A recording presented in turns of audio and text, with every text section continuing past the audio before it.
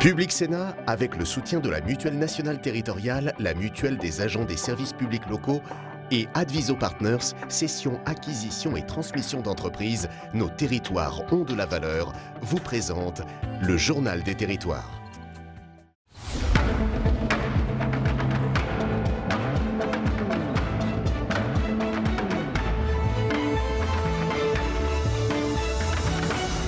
Bonjour à tous et bienvenue dans notre édition en 3 parties. Dans un instant, le JT des territoires, réalisé avec le réseau VIA et les télévisions locales de France. Puis Territoire d'info avec l'invité politique aujourd'hui, c'est Adrien Quatennens, le député La France Insoumise du Nord, qui sera notre invité politique en direct sur ce plateau. Enfin, Territoire Sénat avec l'actualité parlementaire en 3e partie de cette édition. Tout de suite, c'est le JT des territoires et on s'y retrouve dans un instant. Bonjour à ceux qui nous retrouvent maintenant, c'est le JT des territoires. Après les orages qui ont touché la région Auvergne-Rhône-Alpes, le préfet de la Loire est allé constater les dégâts sur le terrain dans les exploitations agricoles. Les agriculteurs ne cachent pas leurs inquiétudes, le bilan s'annonce considérable, il pourrait s'élever à plusieurs milliers d'euros. Reportage de Céline Ercilla pour TL7, Télé-Loire 7. Un blé qui arrive à cette hauteur, aujourd'hui regardez, c'est pilé, tout pilé, il n'y a plus rien. C'est un nouveau coup dur pour cet agriculteur de Saint-Maurice-en-Gourgois. En l'espace de 15 minutes, il a perdu 20 hectares de son fourrage et de son blé. La grêle de samedi a tout ravagé sur son passage. La perte s'élèverait à plusieurs dizaines de milliers d'euros. Ce dernier événement climatique compromet fortement la bonne alimentation de son élevage. On vient de sortir de 2 ans de sécheresse. Les granges sont vides. Et aujourd'hui, on se pose la question comment on va faire pour cet hiver, quoi. Même dans l'immédiat, parce que vous voyez là c'est une prairie, c'est un pré qui doit être fané, qui aurait dû être fauché. Aujourd'hui il n'y a rien, vous pouvez le constater vous-même, il n'y a rien. Qu'est-ce qu'on va donner en foin à nos vaches? Et le souci c'est que ça va commencer à fermenter. Et même à l'instant où je vous parle, les animaux ne veulent plus manger ça. Samedi soir, le préfet a été alerté de la situation. Il est venu constater des dégâts. Ici, à Saint-Maurice-en-Gourgois, 100% des cultures sont impactées. À l'heure où le prix de la paille a atteint des records et où le fourrage devient rare, il ne peut que constater l'urgence de la situation. Il s'engage à ouvrir rapidement des dossiers de calamité agricole, un processus qui peut prendre du temps. Il va falloir traiter au cas par cas, regarder commune par commune, mais aussi type de culture par type de culture. Parce que c'est vrai que les épisodes n'ont pas été de même nature partout. Ici, la pluie a pu raviner notamment les champs de maïs. Ailleurs, il y a pu y avoir des dommages sur les cultures et les vergers. Et puis, toutes les exploitations ne sont pas forcément dans la même situation parce que certains étaient peut-être un petit peu plus en avance en termes de fenaison que d'autres. D'autres mesures plus directes devraient être débloquées, comme l'exonération ou le décalage du paiement de certaines charges. En attendant, sur cette exploitation, il va falloir ramasser coûte que coûte ces fourrages pour semer des cultures intermédiaires pour pouvoir nourrir les bêtes cet été. Direction les Antilles dans ce JT. La Martinique se prépare déjà à la saison cyclonique et les services de l'État sont sur le qui-vive. Si les spécialistes ne veulent pas trop se prononcer pour le moment, ils considèrent que la période devrait être moyennement agitée. Sur place, l'essentiel, c'est de se tenir prêt. Les expériences passées d'Irma et de Maria ne doivent pas se reproduire. Et dans ce sens, les moyens ont été augmentés, vous allez le voir, avec la volonté de faire face efficacement en cas de catastrophe majeure. Les explications de Loïc Régis de VIA ATV Martinique, notre partenaire sur place. Tirer des leçons du passé et éviter des pertes humaines. La préfecture de Martinique s'appuie sur l'expérience vécue en 2017 par Saint-Martin et la Dominique. Les cyclones Maria et Irma avaient dévasté ces îles. Pour prévenir un tel scénario ici, les moyens ont été renforcés. Par exemple, ces 2 bateaux supplémentaires qui seront présents dès cet été en Martinique. Le Dumont d'Urville, qui est une sorte de bâtiment multimission qui permet de débarquer à peu près n'importe où, d'apporter des vivres à peu près n'importe où. Et puis un patrouilleur léger qui s'appelle la Combattante. Et donc ces renforts, ils ont été décidés après Irma par le gouvernement pour apporter un effet d'impact de proximité. Pour tenir compte des enseignements d'Irma, c'est 1 million d'euros supplémentaires, c'est 40% de matériel supplémentaire, ce sont des lits, ce sont des bâches, ce sont des tronçonneuses, ce sont des groupes électrogènes, on aura 29 groupes électrogènes à disposition supplémentaires. La prévention reste le meilleur moyen de se tenir prêt. Pour cela, il faut une implication plus forte de la population. Les consignes qui sont rappelées chaque année doivent vraiment être suivies. Préparer son autonomie pour 48, 72 heures en alimentation, en équipement minimum. Faire jouer aussi la solidarité entre voisins au sein du quartier, parce que les premiers secours viendront de votre voisin. Alors à quoi s'attendre pour cette saison cyclonique? Difficile d'être affirmatif, mais elle s'annoncerait moyenne. Tous les instituts qui travaillent nous disent une chose, ils nous disent que ça sera une année autour des moyennes, autour des normales. Est-ce que c'est une information intéressante pour la préparation? Non. Ce qu'on veut, c'est qu'on soit préparé comme si un ouragan allait nous impacter fortement. On ne fait pas du catastrophisme, on dit juste, et le colonel des pompiers l'a rappelé, on dit juste qu'il ne faut pas écarter une catastrophe. Parce que être prêt, ça veut dire anticiper. Anticiper, non pas le pire, mais anticiper quelque chose qui peut arriver. Tous les ans, on peut être menacé par un ouragan. Des dispositifs renforcés qui ne seront peut-être pas déployés. Tout dépendra des caprices de Dame Nature. Direction maintenant le Salon du Bourget pour changer et le Hall Paris Air Lab où l'on croise de nombreux stands dédiés aux innovations techniques et écologiques destinées à permettre d'ici quelques décennies à l'aviation d'être plus respectueuse de l'environnement. Car voler sans kérosène, c'est désormais un des principaux objectifs du secteur. Regardez la présentation de quelques-unes d'entre elles avec Via Occitanie, notre partenaire. Sera-t-il possible de voler un jour propre ? Oui, selon Air France. Ici au Salon du Bourget, en région parisienne, les biocarburants ont la cote. Ces responsables d'énergie nouvelle de la compagnie aérienne ambitionnent d'ici à 50 ans de ne plus faire le plein au kérosène dans leurs avions. Contrairement aux routiers, nous n'avons pas d'alternative électrique. Et donc, en attendant les grandes ruptures technologiques qui arriveront d'ici 20 à 30 ans, les carburants alternatifs, c'est la solution pour décarboner le transport aérien. Mais problème économique, le carburant représente aujourd'hui 35% du coût des compagnies aériennes. Et le biocarburant est aujourd'hui 2 à 3 fois plus cher que le kérosène. Alors d'autres alternatives sont mises en place. Ici, la démonstration d'avions à propulsion hybride. Deux sources sont mixées, l'électrique et le kérosène, mais aussi des hélices placées autour de l'avion pour diminuer les émissions polluantes. L'idée, c'est d'avoir le bon ratio entre ce qui vient de la batterie et ce qui vient du kérosène. Alors on peut imaginer décoller sur batterie, par exemple, pour éviter les nuisances sonores et rallumer la turbine en vol pour avoir de l'autonomie. Le premier vol est prévu à l'horizon 2022. Un speed dating maintenant entre jeunes et associations s'est tenu en Essonne, un dispositif qui permet de faciliter les liens entre jeunes et associations à la recherche de bénévoles, mais aussi de valoriser les compétences. Vous allez le voir dans ce reportage de Yamina Bendaïda de Via Grand Paris, notre partenaire. La rencontre a eu un véritable succès. Ce matin-là, ils sont quelques-uns, à l'instar de Chris, à espérer décrocher un contrat avec une association. C'est au sein de la mission locale des Trois-Vallées que les potentiels bénévoles vont mener leur quête de l'association idéale. Ça s'est très bien passé. C'est des petits stands où ils nous proposent différentes informations par rapport à ce qu'on veut faire. Et c'est très pratique, moi j'aime bien. Et je pense que j'ai trouvé une association qui pourrait me plaire. Et c'est une association de ma ville en plus, c'est par rapport au foot. Et les aiderai à tout ce qui est administration et j'aurai un petit groupe d'élèves. Un speed dating gagnant-gagnant qui permet aux associations de formuler des exigences bien précises aux futurs bénévoles. Vous avez des connaissances en informatique, c'est important pour nous parce qu'en fait on recherche quelqu'un qui a des connaissances en informatique pour nous créer un site internet. On ne demande pas une machine à laver, on ne demande pas quelque chose de compliqué, mais il faut une connaissance. Et à première vue, la petite jeune, pour nous, pourrait correspondre. Si ce type d'événement a été organisé, c'est bien parce que le lien entre bénévoles et associations est parfois difficile à établir. Le frein premier, vraiment, c'est la mobilité. On a des jeunes qui, du coup, c'est un territoire, l'Essonne, qui est très grand. On a des jeunes qui habitent pas forcément dans des villes dotées de transport. De fait, de trouver des associations qui sont assez loin, voire trop loin de chez eux, freine le fait de réaliser de l'engagement. Derrière ce speed meeting se cache un dispositif, Tremplin Jeune, qui permet aux jeunes de 16 à 25 ans de bénéficier d'une aide financière de 400 € en contrepartie de 40 heures d'activité effectuées au sein d'une association. Il y a 4 thématiques, la mobilité, les études, la santé et le logement. Ça leur permet aussi d'évoluer socialement parce qu'ils souhaitent pouvoir s'épanouir, être moins timides. Donc ça leur permet ils se sentent utiles aussi. Payer son permis de conduire ou encore assurer l'achat de mobilier pour un premier logement font partie des projets éligibles à l'aide financière.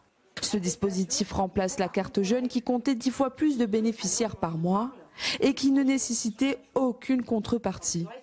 Le bio partout en France maintenant, pouvoir acheter des fruits, des légumes, des œufs ou encore du fromage n'importe quand, à n'importe quelle heure, c'est désormais possible.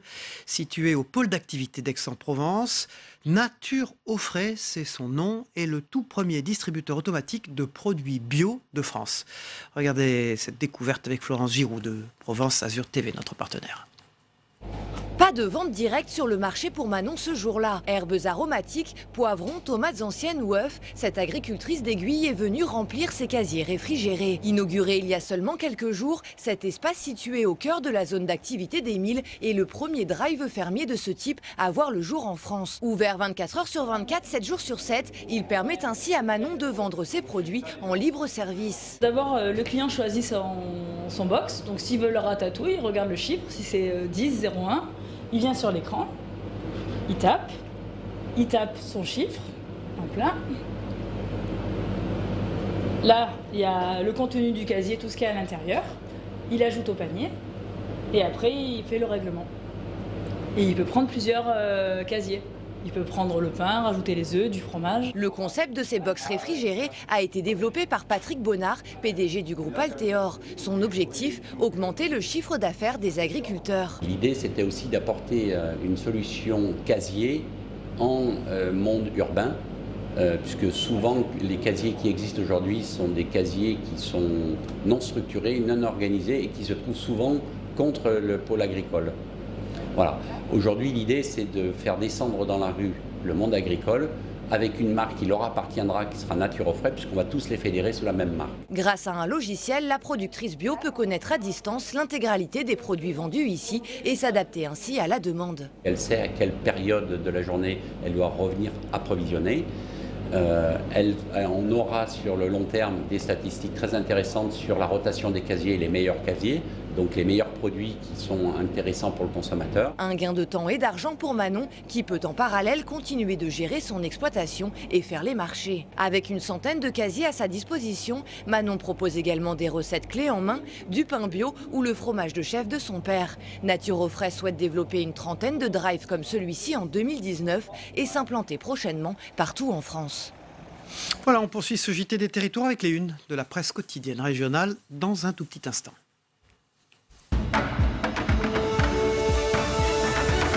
Bonjour Saveria, on démarre avec la une de Libération Champagne. C'est ce chômage qui va changer ce matin. Le remède choc du docteur Macron. Le gouvernement a dévoilé son plan pour réformer l'assurance chômage et pour économiser 3,4 milliards. Les demandeurs d'emploi vont devoir travailler plus pour être indemnisés. Autant pour remettre de 150 000 à 250 000 d'entre eux sur le chemin de l'emploi en 3 ans. Le projet va durcir les conditions d'accès au système et réduire le montant des indemnités de centaines de milliers d'allocataires. En contrepartie, les textes prévoient de nouveaux droits et de sanctionner l'usage excessif des contrats courts. À la une de l'Ardennais ce matin, les études d'infirmières sont désormais accessibles sur dossier, donc beaucoup plus de vocations. Oui, résultat, les candidats affluent en masse sur les 8 600 000 vœux émis par les élèves de terminale sur la plateforme Parcoursup. Plus d'1 million d'entre eux concernent des écoles d'infirmiers. La suppression du concours d'entrée l'année dernière a été beaucoup médiatisée. Elle a permis de communiquer sur la formation. Aujourd'hui, les formations d'infirmiers bénéficient d'un regain d'attractivité. Les 323 instituts de formation répartis sur l'ensemble du territoire ne devraient donc pas avoir de difficultés pour recruter. Et à la une du Courrier Picard, ce sont des terres que l'on met aux enchères. Les agriculteurs s'inquiètent des ventes de terres agricoles aux enchères, des ventes de plus en plus fréquentes. Hier, les jeunes agriculteurs de la Somme ont manifesté devant le palais de justice d'Amiens, car selon eux, ces ventes dérèglent les prix du marché et mettent en péril les occupants de ces terres qui ne disposent pas des mêmes moyens pour les acheter. Des investisseurs profiteraient donc de ces terres en tant que valeur refuge pour spéculer. C'est à la une de l'Indépendant de Perpignan, des journaux du groupe La Dépêche. Ce sont des enfants intoxiqués à l'arsenic. 3 enfants ont été intoxiqués à l'arsenic dans la vallée de l'Orbiel. Une pollution à l'arsenic qui provient de l'ancien site minier de Salsigne. Depuis plusieurs mois, les parents d'élèves de cette école alertent et réclament que l'État agisse. En avril dernier, des taux d'arsenic jusqu'à 15 fois supérieurs à la normale ont été découverts dans la cour de l'école. Une pollution apportée par les inondations d'octobre 2018 par un petit cours d'eau qui descend de la montagne noire voisine. Là-bas, il y a d'anciennes mines d'or et d'arsenic et leurs déchets polluants qui sont laissés à l'abandon depuis des années, malgré les demandes insistantes des élus locaux. Et puis vous avez vu cette photo des eaux de baignade saines à 98% dans les Pyrénées-Orientales. Ça, c'est bien. À la une de Midi Libre, on reste en Occitanie. C'est un phénomène inquiétant. Le gaz hilarant. C'est la drogue en vogue chez les jeunes, le gaz hilarant, des capsules grises et des ballons répandus un peu partout dans les centres-villes. Ces cartouches contiennent du protoxyde d'azote. Autrement dit, c'est du gaz hilarant. Elles sont utilisées pour faire de la crème chantilly ou encore dans les hôpitaux pour anesthésier. Mais surtout, elles sont de plus en plus utilisées par les jeunes qui l'inhalent à l'aide d'un ballon pour ses effets euphorisants à forte dose. Eh bien, ce protoxyde d'azote, il est dangereux pour la santé. Il est peut-être même mortel. Merci Saveria, tout à l'heure pour l'actualité sénatoriale. Dans un instant, Patrice Moyon, Jean-François Beige sont les invités du Club de la Presse. À tout de suite. Bonjour Jean-François Beige, vous dirigez le Courrier du Parlement. Merci d'être avec nous sur ce plateau ce matin. Et bonjour Patrice Moyon, vous travaillez pour Ouest France, le bonjour, plus grand Cyril. Quotidien français et le plus grand journal francophone du monde d'ailleurs. Merci d'être avec nous. Avec vous, on va parler tout à l'heure du Brexit et ce cauchemar pour les agriculteurs, en particulier des agriculteurs en Écosse également. Et puis avec vous Jean-François Beige, on va parler du Premier ministre Édouard Philippe qui était devant le Sénat, un Sénat dont il fait l'assentiment pour engager toute réforme constitutionnelle d'envergure, avec en toile de fond, un peu plus loin, cette diminution possible des parlementaires. Ça, c'est la perspective. Et donc, une présence du Premier ministre pour concilier le Sénat. C'est assez compliqué, parce qu'effectivement, il a besoin du Sénat pour faire une réforme constitutionnelle. Mais cette réforme constitutionnelle, elle est sans arrêt reportée. Si bien que Gérard Larcher est en droit de se demander, il l'a dit, si la vraie stratégie des deux têtes de l'exécutif, messieurs Macron et Philippe, n'est pas d'attendre les élections sénatoriales pour prendre en quelque sorte les Français à témoin en disant on ne peut pas réformer, il faut changer de majorité au Sénat pour effectivement aligner la majorité sénatoriale sur la majorité présidentielle. Et ça, c'est une sorte de piège. Et il y avait déjà, la semaine dernière, un piège dans la venue de M. Édouard Philippe au Sénat, parce que si le ton était monté, s'il y avait une critique trop acerbe de la politique gouvernementale, il est sûr que messieurs Macron et Philippe en auraient profité tout de suite pour dénoncer l'impossibilité de travailler avec le Sénat. Or, les sénateurs ne sont pas tombés dans le piège. Ils ont été... le groupe majoritaire s'est abstenu, ils ont été très corrects, ils ont dit ce qu'ils avaient à dire, mais ça s'est, dans l'ensemble, bien passé. Patrice Moyon, il y a une tradition de courtoisie au Sénat, tout de même. Oui, il y a une tradition de courtoisie. En ce qui concerne cette réforme constitutionnelle, on peut se demander si elle verra le jour, tant le calendrier parlementaire et législatif est chargé. Et puis, deuxième chose, on peut se poser quand même quelques questions sur la dimension quelque peu démagogique de cette réforme. Parce qu'au moment où il y a cette fracture territoriale, on se demande vraiment pourquoi il faudrait réduire le nombre de sénateurs et pour des économies qui seront, somme toute, très faibles par rapport au budget de l'État. Bien sûr, et puis actuellement, c'est le seul contre-pouvoir démocratique. C'est-à-dire, on n'est pas en situation de guerre civile, même si à un certain moment, la crise des Gilets jaunes a pu donner des inquiétudes. Mais le vrai contre-pouvoir, on l'a vu avec la commission d'enquête sur l'affaire Benalla, c'est le Sénat aujourd'hui. Donc, c'est sûr que c'est un caillou dans la chaussure de l'exécutif. Est-ce qu'on peut penser aussi qu'il y a des élections municipales en perspective et que tout ça est extrêmement imbriqué, Jean-François Beige. Bien sûr, parce que les sénatoriales seront la conséquence des municipales, et puis les municipales, on a vraiment l'impression que c'est tout de suite. La campagne municipale a commencé partout, même si, comme à Paris, on n'est pas très sûr des candidats, mais en tout cas, il y a beaucoup de gens en lice. J'ai une question pour vous, Jean-François Beige. Vous dirigez la rédaction du Courrier du Parlement. Vous observez donc les mouvements des deux assemblées. Comment c'est regardé depuis l'Assemblée nationale, ce qui se passe au Sénat ? Très souvent, ce qu'on a coutume de dire, c'est que les députés de la République En Marche sont un petit peu envieux, secrètement envieux, de leurs collègues, de la liberté de leurs collègues au Sénat. Parce que c'est vrai que, mais c'est pas les premiers à qui ça arrive dans l'histoire. Ils sont obligés d'être un peu la troupe de manœuvre du gouvernement et d'être un peu dans une logique d'acquiescement. C'est le fameux syndrome du godillot qu'on employait au temps des gaullistes. Patrice Moyon, les majorités au Sénat peuvent s'organiser autrement qu'à l'Assemblée nationale, au moins les conversations.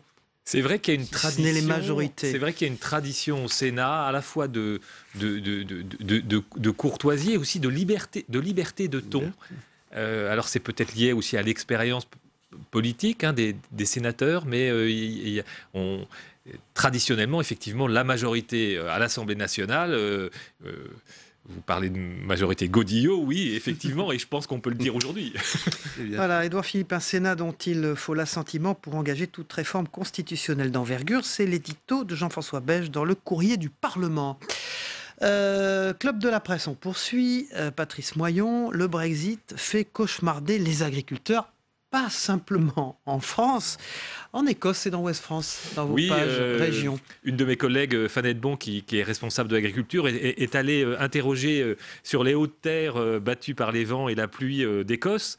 Et 3 ans après le vote, donc qui avait vu 52% des Britanniques voter pour le départ de l'Union européenne, il y a une vraie inquiétude. Alors d'abord parce que le gouvernement, on se souvient, le gouvernement britannique conservateur avait promis aux agriculteurs qu'ils conserveraient au moins l'équivalent de leurs aides. On voit aujourd'hui que ces aides vont progressivement diminuer. Or, elles représentent 50% du revenu des agriculteurs en Écosse, 90% du whisky écossais est exporté, 70% ça c'est un grave problème. 70% des moutons et 70% des moutons qui sont élevés en Écosse sont exportés. Donc il y a vraiment on voit le rôle vital que joue la politique agricole commune sur les territoires de l'Union européenne, et sans que le gouvernement britannique aujourd'hui soit capable d'apporter de réponses. Oui, c'est pour ça d'ailleurs qu'en toute logique, les Écossais se sont toujours déclarés massivement, pas massivement, mais majoritairement contre le Brexit. Et le problème, c'est qu'ils ne sont pas majoritaires en Grande-Bretagne. Dans le Royaume-Uni, ils ne sont pas majoritaires. Et donc, si ça ne tenait qu'à eux, il n'y aurait pas de Brexit. L'arrivée au TEN, Downing Street, de Boris Johnson, vraisemblable. On voit qu'il a une considérable avance sur ses concurrents. Encore hier, on a vu qu'il avait passé la barre. Il est largement devant.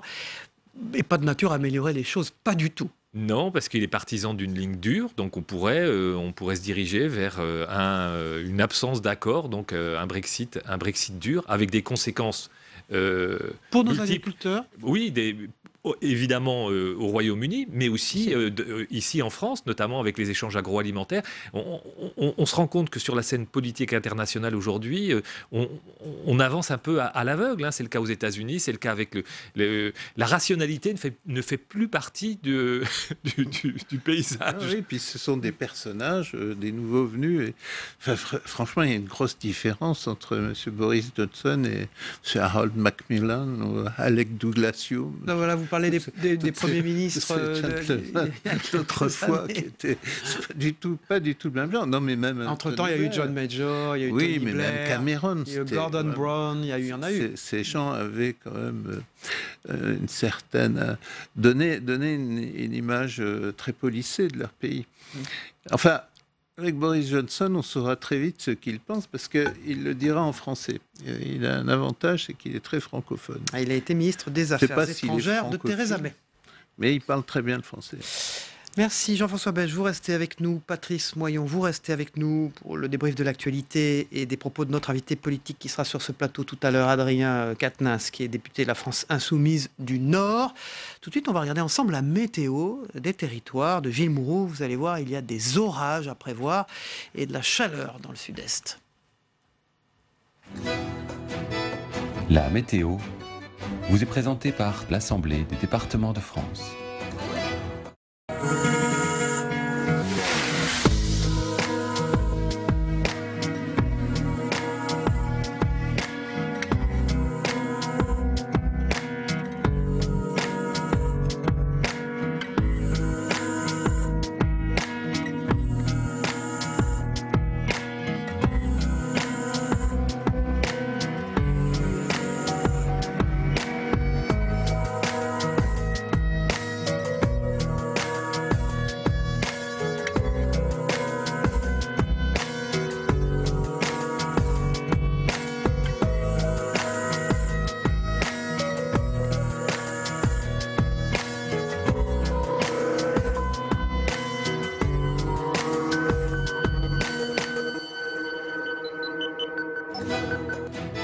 C'était la météo avec l'Assemblée des départements de France.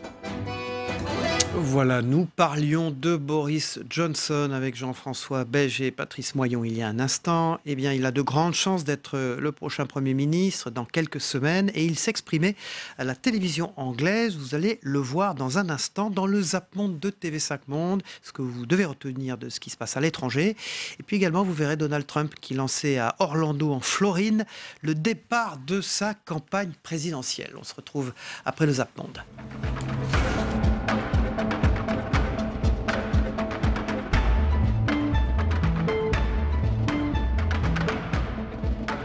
Public Sénat, avec le soutien de la Mutuelle nationale territoriale, la Mutuelle des agents des services publics locaux et Adviso Partners, cession, acquisition et transmission d'entreprises, nos territoires ont de la valeur, vous ont présenté le Journal des territoires.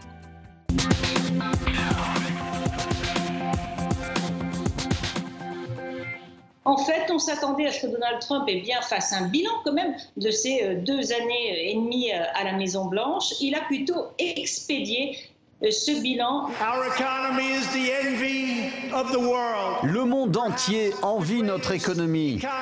La meilleure économie que nous ayons eue dans l'histoire de notre pays. Tant que vous gardez cette équipe en place, nous avons un énorme chemin à parcourir. Notre avenir n'a jamais été aussi brillant et prometteur. Conservons la grandeur de l'Amérique.